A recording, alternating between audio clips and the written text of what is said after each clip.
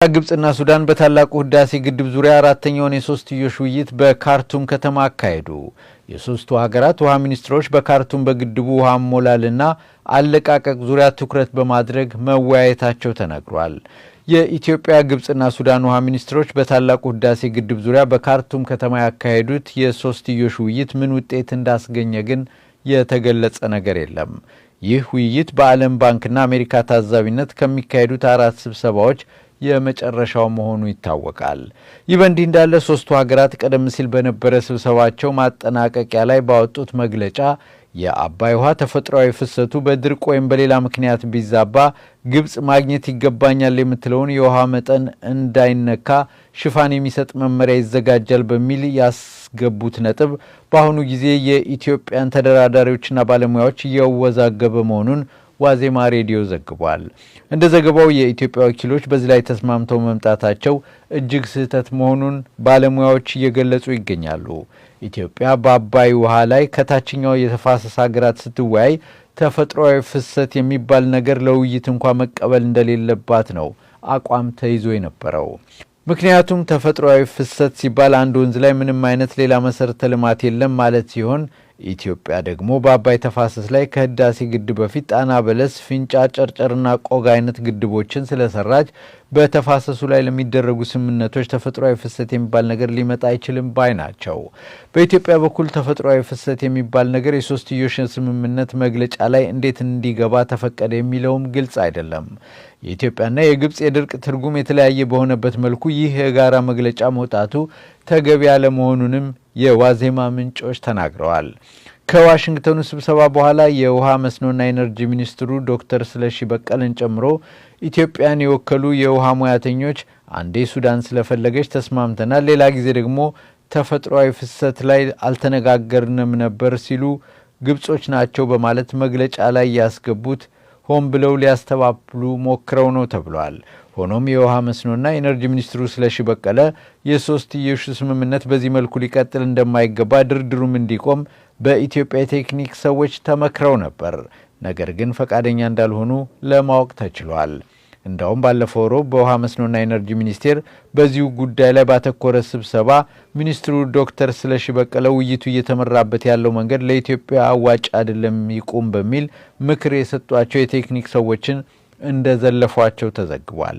ስብሰባውንም አቋርጠው የወጡ ባለሙያዎች እንደነበሩም ነው የተነገረው። በምስራቅ ጎጃም ሞጣ ከተማ የመስጊዶች ቃጠሎ የሃይማኖት ግጭት ለመቀስቀስ ያለመ ወንጀል በመሆኑ እንደሚያወግዙት የአካባቢው ነዋሪዎች ለኢትዮ 360 ገለጹ። ለኢትዮ 360 የአካባቢው ነዋሪዎች እንዳደረሱት መረጃው ድርጊቱ በተፈጸመበት ጊዜ ከቀኑ 11 ሰዓት አካባቢ በሞጣ ከተማ በሚገኘው የጊዮርጊስ ቤተክርስቲያን መቅደስ ውስጥ እሳት ይነሳል። በእሳት አደጋውም በመቅደስ ውስጥ የነበሩት ንዋየ ቅድሳት መቃጠላቸውን ይናገራሉ። እሳቱን የአካባቢው ነዋሪ ተረባርቦ ካጠፋ በኋላ ሌላ ተጨማሪ ችግር እንዳይፈጠር የአካባቢው ፖሊስ የነበረውን ግርግር ማርገቡን ገልጸዋል። የከተማዋ ነዋሪዎች ወደ ቤታቸው እንዲገቡ ማድረጉንም ፖሊስ ገልጿል። በዛው ቀን ምሽት ግን 2 ሰዓት ተኩል አካባቢ 4 መስጊዶችና ማርዘነብ ሆቴል እንዲሁም ከ3 በላይ ሱቆች መቃጠላቸውን የአካባቢው ምንጮች ገልጸዋል። አደጋው በምሽት ከመቀስቀሱ ጋር ተያይዞ እሳቱን ቶሎ ማጥፋት አለመቻሉንም ነው የአካባቢው ነዋሪዎች የገለጹት። በቤተ ክርስቲያን ውስጥ የተነሳው እሳት ካህናቱ እዛው በነበሩበት ሰዓት የተነሳ በመሆኑ በሆነ ስህተት የተፈጠረ እንጂ የማንም ጣልቃ ገብነት ሊኖረው አይችልም ሲሉም ግምታቸውን ተናግረዋል። ከመስጊዶቹና ከሆቴሉ ቃጠሎ ጋር በተያያዘ በቅርቡ ከከተማዋ የእስልምና ጉዳዮች ምክር ቤት የተጻፈው ደብዳቤ ምክንያት ሊሆን ይችላል ሲሉም ጥርጣሬያቸውን ይገልጻሉ። ከምክር ቤቱ የተጻፈው ደብዳቤ በሆቴሉ ውስጥ ሌላ አጀንዳ ያላቸው ሰዎች በሚስጥር ስብሰባ እያደረጉ መሆኑን የሚገልጽ ነው። የባህር ዳር ዩኒቨርሲቲ ተማሪዎች ግቢውን ለቀው እየወጡ መሆናቸው ተገለጸ። የኢትዮ 360 የመረጃ ምንጮች እንደሚሉት በዩኒቨርሲቲው ሰሞኑን በተማሪዎች መካከል ግርግር ነበር። የግርግሩ ምክንያት ምን እንደሆነ ባይታወቅም በአካባቢው የተሰማራው የፌዴራል ኃይል ማረጋጋት ፈጥሮ ሁሉም ተማሪ በግቢው እንዲቀመጥ ማድረጉንም ይናገራሉ። እንደ ምንጮቹ በዩኒቨርሲቲው የፖሊ ኢንጂነሪንግ ተማሪዎች አንድም ሳይቀሩ ግቢውን ለቀው መውጣታቸው ታውቋል። ለነሱ ግቢውን ለቆ መውጣት ምክንያቱ ደግሞ የፋካልቲው ዲን ችግር ይፈጥራሉ ያሉ ተማሪዎችን በራሳቸው ውሳኔ እርምጃ መወሰዳቸውን በመገለጹ ነው። ይህንኑ ተከትሎ ትምህርት አንማርም፣ ምግብ አንበላም፣ ተማሪዎቹ ካልተመለሱ የሚሉና ሌሎች ተቃውሞዎችንም ሲያሰሙ ነበር። ጉዳዩ በውይይት እንዲፈታ ጥሪ ቢደረግም ተማሪዎቹ ግቢውን ለቀው መውጣታቸው ነው የተገለጸው። በዩኒቨርሲቲው የግብርና ምርምር ኢንስቲትዩት እንዲሁም የሕግና የመሬት አስተዳደር ተማሪዎችም ግቢውን ለቀው በመውጣት ላይ መሆናቸውን ምንጮች ለኢትዮ 360 ገልጸዋል። እንደ ምንጮቹ ገለጻ በየጊዜው በዩኒቨርሲቲው የሚከሰቱት ግጭቶች ምክንያታቸው ባይታወቅም በግቢው ውስጥ የሐሰት መታወቂያ ተሰርቶላቸው የገቡ ተማሪዎች ስለመኖራቸው መረጃዎች ይጠቁማሉ። ባዶ ከቀረው ከፖሊ ኢንጂነሪንግ በተጨማሪ በሌሎች ካምፓሶችም ሆነ በዋናው ፔዳ ግቢ የቀሩ ተማሪዎች ቁጥር በጣም አነስተኛ መሆኑን ምንጮቹ አስታውቀዋል። በመጨረሻም በምዕራብ ኦሮሚያ ደንቢ ዶሎ ዞን የሌላ ክልል ተወላጆች ናቸው በሚል እየተፈጸመ ያለው አሰቃቂ ግድያና ማፈናቀል እየተባባሰ መምጣቱ ተገለጸ። በዞኑ ረቡ ገበያ ተብሎ በሚጠራው አካባቢ ሰሞኑን 2 ሰዎች በስለት ታርደው እንዲገደሉ መደረጉ ውጥረቱን አባብሶታል ይላሉ የኢትዮ 360 ምንጮች። ከባድ ድብደባ የደረሰባቸው እናትና አባቱን ለመጠየቅ ከደብረ ማርቆስ ዩኒቨርሲቲ ትምህርቱን አቋርጦ የመጣው ልጃቸውም የወላጆቹ ጣፋንታ ደርሶት በደረሰበት ድብደባ ለከባድ ጉዳት መዳረጉን ምንጮቹ ጨምረው ገልጸዋል።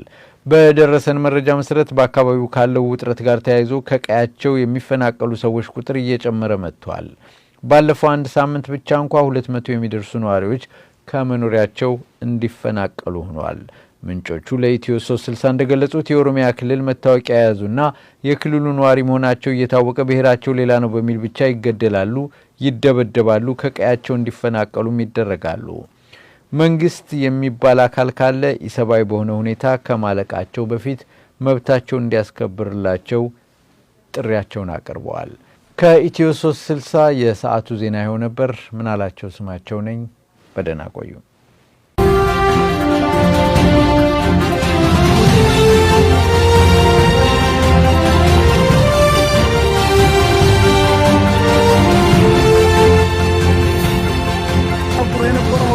እኔም የጋራ ብሔራዊ መዝሙር ሁማ። ስለዚህ ወርቃማ ዓላማ አለን። አንድን ህዝብ ከጥፋት የማዳን ዓላማ በዓለም ታሪክ እኮ ታይቶ አይታወቅም። ምናልባት እስራኤላውያን ይሁዳውያን ላይ ከተሞከረው ነገር ውጪ አማራ የሚባል ህዝብ በአንድ ቀን እንኳን ቢያልቅ ከንፈር እንዳይመጠጥለት አድርገው ሰብከዋል። ነጩንም ጥቁሩን እሱን ለመቀልበስ ነው የታገልን ያለነው። ዓላማችን ወርቃማ ነው። ወርቃማ ዓላማ ነው ያለው። ሞታችን ወርቃማ ነው። የሚፈሰው ደግሞ ወርቃማ ነው። ዓላማችን ወርቃማ ስለሆነ ለዛ ወርቃማ ዓላማ ስለሆነ እየደከምን ያለን።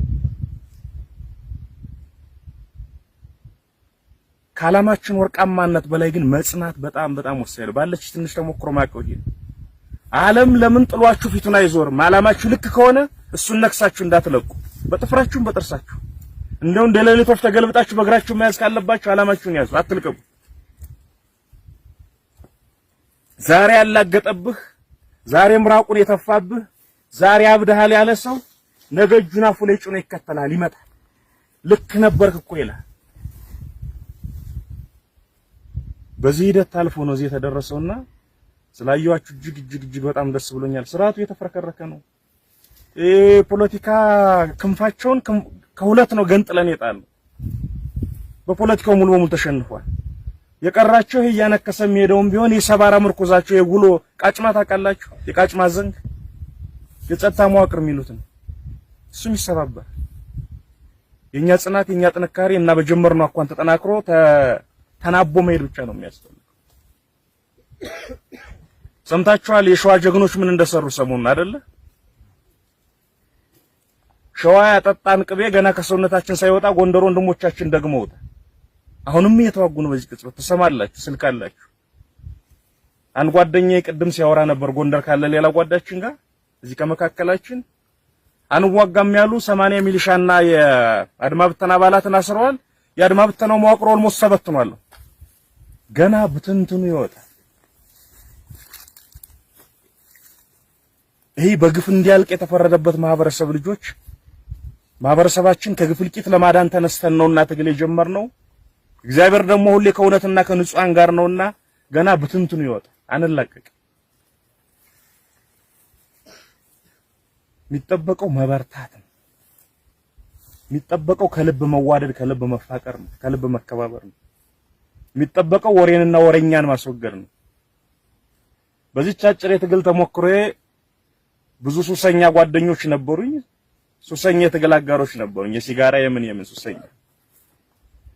ከሲጋራው ሱሰኛ በላይ ግን ድርጅታችን ሲያፈርስ ያየሁት የወሬ ሱሰኛ ነው። ማንም ሰው ሱስ እንዲኖርበት አይመከርም አይደል? እኔም እንዲኖርብኝ እናንተም እንዲኖርባችሁ አይመከርም። ያም ሆኖ ሲጋራ የሚያጨሰው በጀግንነት ይፋለማል። ምናልባት አናጨስም ብለን ደረታችን ከምንነፈው፣ ወሬኛው ግን ወሬ ያቀብላል፣ ወሬ ይቀበላል። ተዋጋ ስትለው የለም፣ ጽና ስትለው የለም። ወሬ ድርጅት ያፈርሳል። ምድር ላይ ያለ ከምንለው ሱስና ሱሰኛ በላይ ወሬኛ ድርጅት ያፈርሳል። በእኔ ትግል ተሞክሮ ያየሁት ድርጅቱን እርቃኑን ነው የሚያቆመው። አንድ ከተፈጥሮ አመል ሰው ወሬኛ ሊሆን ይችላል። ሁለት ከተልኮ ሰው ወሬኛ ሊሆን ይችላል። ሰሞኑን ደጋግም የበየመድረኩ ስለው ሰምታችሁ ከሆነ ያብይ ሰው ድሮን ከቱርክ ያመጣል፣ አሁንም አምጧል። ከምናምን ያመጣል፣ ከምናምን ይገዛል፣ ከምናምን ተተኳሽ ይሰበስባል። እግረኛ ያለው እግራቸው ይሰበርና ታንከኛ ያለው አልቻሉም። የምታዩት ነው። ያዝረከረካችኋቸው ነው። በዚህ ማአት ነው የወረደብን ወይስ ከመሬት የተተኮሰብን እስኪሉ ነው በገብርኤል ላይ ያደረጋችኋቸው። ብቸኛ መተማመኛ ብሎ ያዘው ወሬኞቹን ነው። ፕሮፓጋንዳና የካውንተር ፕሮፓጋንዳ ቡድኑ ነው ተማምኑ እየሰራ ያለው። 10 ሆነን አንድ ቡና ቤት ቁጭ ካል ወይም ቡና ልንጠጣ ቁጭ ካል ሁለቱ ወይ ሶስቱ ምናልባትም አምስቱ የነሱ ሰዎች ይሆናሉ። ከደህንነትና ከፕሮፓጋንዳ መዋቅሮቻቸው በስነ ስርዓት ተቀምሞ የተሰራ ወሬ ይፈጠራል። ባይዘው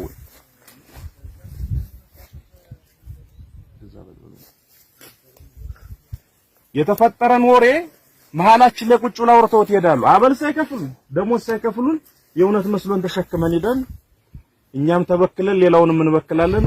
ከጉንፋን ይፈጥናል ወሬ ደግሞ በተለይ የተሳሳተ ወሬ ሲዛመት እሱን ጠብቁ። እንደወንድም ተከባበሩ። ከተለያየ የህይወት ዘርፉን የተሰባሰቡ አርሶ አደራ ያለው ኢንጂነሮችን ያለው እስካሁን እንኳን ባይል የተለያዩ ሙያተኞችን ያየው ነው።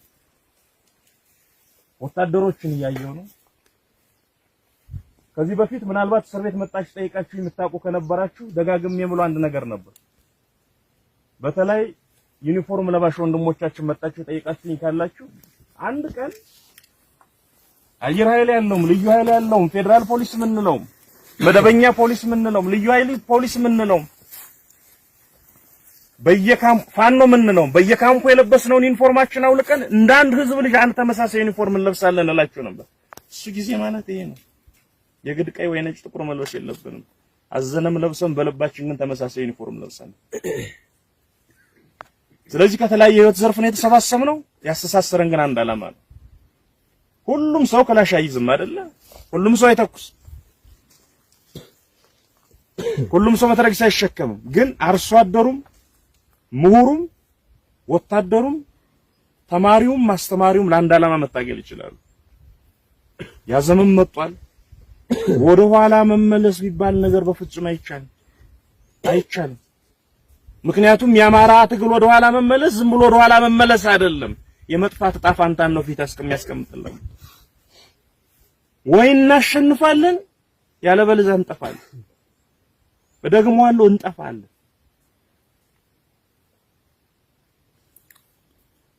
ስለዚህ የምናደርገው ትግል በፍጹም ስህተትን አይፈቅድም። በፍጹም ከተሳሳትን ስህተታችን የምናርምበት እድል አናገኝም። ደግመን ከወደቅን የምንነሳበት እድል አናገኝም። ያፍታድልም ላለመሳሳት ላለመውደቅ ነው የምንታገለው። ላለመሸነፍ ነው የምንታገለው። ኦፍ ኮርስ አማራም ማን ያሸንፋል? ትናንትና አንድ ቦታ ላይ ያልኳችሁ ነበር። አማራ ዝም ሲልና አንገታችን ደፍተን መሬት ስናይ ከብቶች ጠላቶቻችን የተሸነፈና ይመስላችሁ አከርካሪውን ሰበር ነው ቅስሙን ሰበር ነው ይሄው መሬት እየጫረ ነው ይሉናል። እኔም ማቀው የአማራ ስነ ልቦና መሬት ካየና ዝም ካለ ጠላቱን የት ቦታ ላይ መጥቶ መጣል እንዳለበት እያሰላሰለ ነው። አለቀ።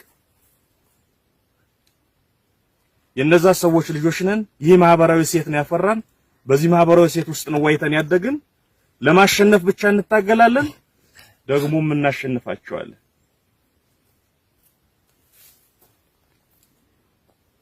በመጨረሻ አንድ ነገር ላንሳላችሁ።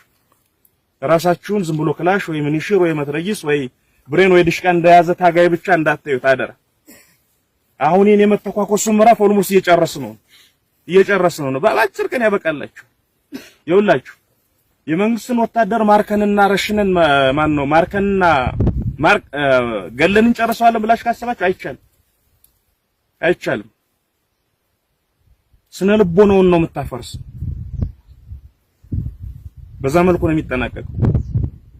ምን ያክል እውነት እንደሆነ ሌላ መረጃ ላይ ወይም ሌላ ምንጭ ላይ ማረጋገጥ ባልችልም አንድ ሰው ሲያወራኝ የደርግ ስርዓት ፈርሶ ወያኔዎች ኢትዮጵያን ሲቆጣጠሩ ሰራዊቱንና በተለይ ሰራዊቱ መኮንኖችን ተሃድሶ ምናምን ያሉ ይሰበስቡ ነበር ወደ ተለያየ ጦር ካምፕ።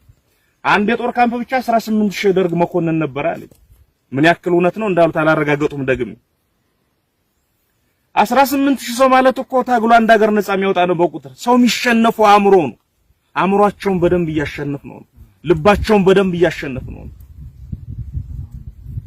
ስለዚህ እዚህ በ30 መኪና ሲሄድ ብታዩት፣ እዚህ በ100 መኪና ተጭኖ ሲሄድ ብታዩት፣ ነገ በ300 መኪና ተጭኖ ቤቱን ይሄዳል፣ ይፈርሳል። እሱን ደግሞ እየሰራ ነባራዊ ሁኔታው በጣም ጥሩ ነው። ትግሉ ህዝባዊ ሆኗል። ህዝቡ እያገዘን ነው። ህዝቡ የተንከባከበን ነው። የመንግስት አቅም መሽቶ በነጋ ቁጥር እየደከመ ነው። ከዚህ በፊት የአማራን ትግል ባላይ የሚያልፉ የነበሩ የሌሎችን አንጠልጥለው የኛን ጥለው የሚሄዱ የነበሩ ኃይሎች ሳይቀር ነጮች ሳይቀር ሳይወዱ በግድኛን ትግል አንጋጦ ማየት ጀምሯል። ዓለም እኛን ነው እያያለ ወዳጅ ቀን ይወጣልኛል ብሎ እኛን በተስፋ እያየ ነው። ጠላት ቀን ሊጠፋብኝ ነው ብሎ እኛን በስጋት እያየ ነው። ታዲያ በዚህ መካከል የህዝብ ልጆች ነንና ህዝባዊ ዓላማ ነውና ያለን ትግሉንም ህዝባዊ አድርገነዋልና ህዝብን የሚያስቀይም ነገር በስተት በወር እንኳን አንድ ቀን ካደረጋችሁ አለቀ። አንደኛ ፍጹም ኢሞራል ነው፣ አይገባውም። ይይዝ ማንም ማሳማ ተሰብስቦ መንግስት ነኝ እያለ ሲጠገረረው የኖረ ህዝብ ነው። ይይዝ ማንም ማሳማ ተሰብስቦ መንግስት ነኝ ድርጅት ነኝ ብሎ ሳያፍር በአደባባይ በይፋ የጥፋት አዋጅ ሲያውጅበት የኖረ ህዝብ ነው። ይይዝ እናኛ ልጆቹ ነቅተን ከዚህ ማት ልናወጣው ከተሰባሰብን በኋላ እኛ ብንመድለው ምጸት ነው የሚሆነው። ለእግዚአብሔርም ደስ አይል። ጥንቃቄ እናድርግ። በቀን ተቀን ውሏችን አሁን ተኳሽ ብቻ አይደለም አስተዳዳሪዎችም ጭምር። ትናንት እያልኳቸው ነበር የዋልንበት ቦታ ላይ ተቃዋሚ ሆኖ ድልድይ ማፍረስና ህዝባዊ መንግስታዊ ኃላፊነት ወስዶ ድልድይ መስራት ፍጹም የተለያዩ ነገሮች ናቸው። ተቃዋሚ ሆነ በ5 ሰከንድ ያፈረሰውን ድልድይ በ5 ደቂቃ ያፈረሰውን ድልድይ በ5 ዓመት በ10 ዓመት ላትገነባው ትችላለህ። አሁን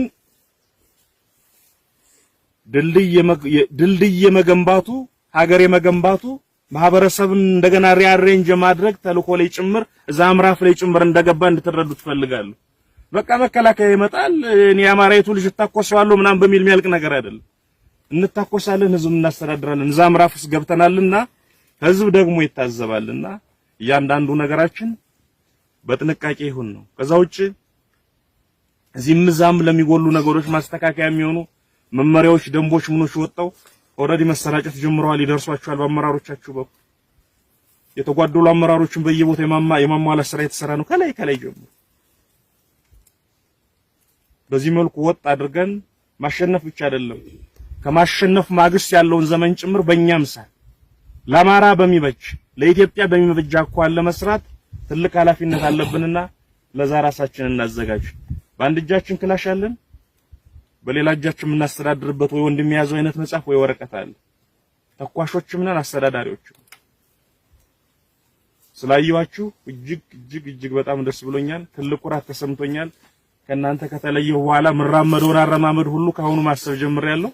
እጅግ በጣም አከብራችኋለሁ፣ እወዳችኋለሁ። ጨርሻለሁ።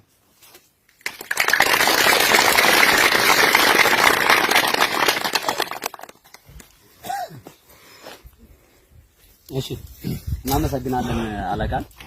እዚህ ድረስ ደርሳችሁ መጣችሁ ጦሩን ስለጎበኛችሁልን እጅግ በጣም በጣና መብረቅ ብርጌድ ስም ማመስገን እንፈልጋለን። ከረጅም ጊዜ በፊት የተጀመረ ትግል በተለይ ባህር ዳርና